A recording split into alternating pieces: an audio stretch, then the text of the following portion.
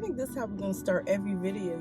I'm just gonna print myself during the video. Something this quarantine, you guys. The last time I got my eyebrows done was in March.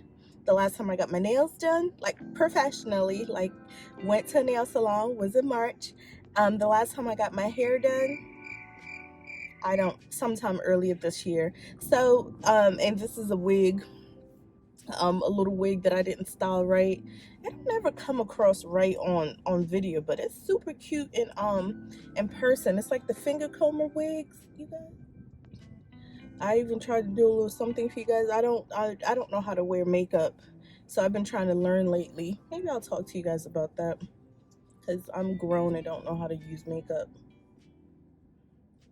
So that's crazy. I just started chatting away.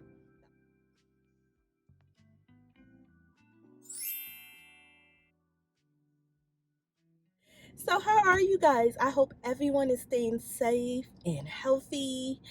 And I also wanted to say thank you so much. I really appreciate the really kind and encouraging response from my very personal video. So thank you so much, friends. Today's video, what we're going to talk about is what I mentioned at the end of the last video, which was being in quarantine has really it's not that I didn't know this, but it really opened my eye to it because I had no excuse. And you know what that is having a super cluttered house. My house is crazy cluttered, and there's no two way about it. And my house is cluttered because of me, because I love stuff and things, and that's why it is so cluttered. Let's just talk about it. Let's talk. Me, my husband, our 2 kids, 13 and 10. Our house is not very big. We've been at home since March, and it's been interesting. I've not been able to manage my house the same way. Say that at no point could I easily clean up and pick up my house, and that baffled me. Especially the kids, would be in their rooms a lot because that's where their stuff is. That's where they're teens and tweens, so they kind of want their own space. So it's not like I have little kids running around with toys everywhere or anything like that. And I still could not keep my house together. Everything just felt like it was closing in on me, you guys. There's so much stuff in our house. So here's a little story. I started dabbling in product photography. Just got some extra equipment. Product photography is a whole different beast versus like how I take photographs of my home for the blog and for YouTube and things like that, and social media. So it's completely different beast. It requires a lot more equipment. So all that stuff sort of built up in the living room. And at one point I had like a super elaborate setup. I actually did 2 legitimate product photography shoots, which was awesome. I wanted to organize and put away those photography equipment. There's no room to put it. I went into my office closet. No room. I looked around the garage.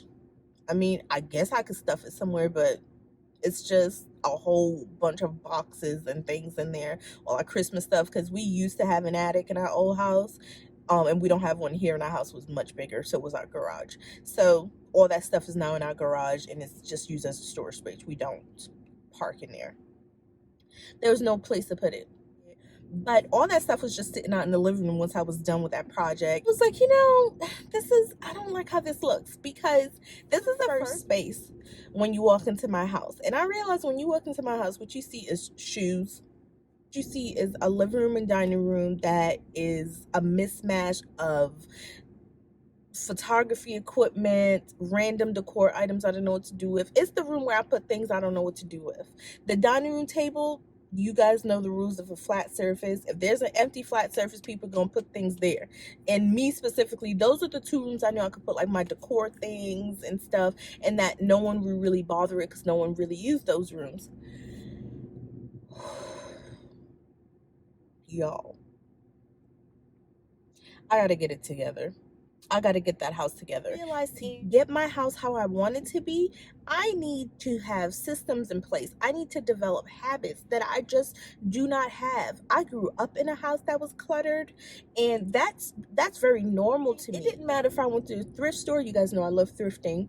and just going to antique malls and things like that. I love, finding a treasure basically. And it don't matter if I found that thing for a quarter. Once I brought it home, it felt like I was like failing or something to get rid of it. It's almost like anything I purchase, it doesn't matter how much I pay for it. It doesn't matter if it's not working for our family. It doesn't matter if it's not functional.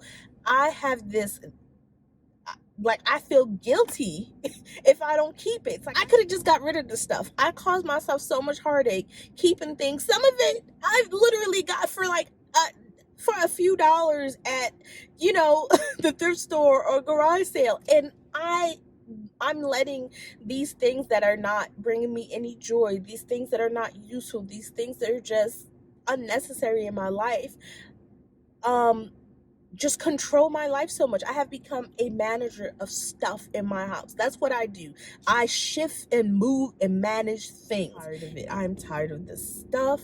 I am over it, you guys. And I feel bad for my family. I'm gonna have to get my house together. I need to declutter first. I need to put some schedules and processes in place for just my home upkeep, and that's for cleaning, laundry, dishes. I want to like I said, have a much simpler style. Part of it too is my style of decorating was very much pretty. That's what I love, the pretty things. And things that are breakable, fancy, collect lots of dust. And there's nothing wrong with that. I don't plan to not have a pretty home, but I am going in a more simpler design direction.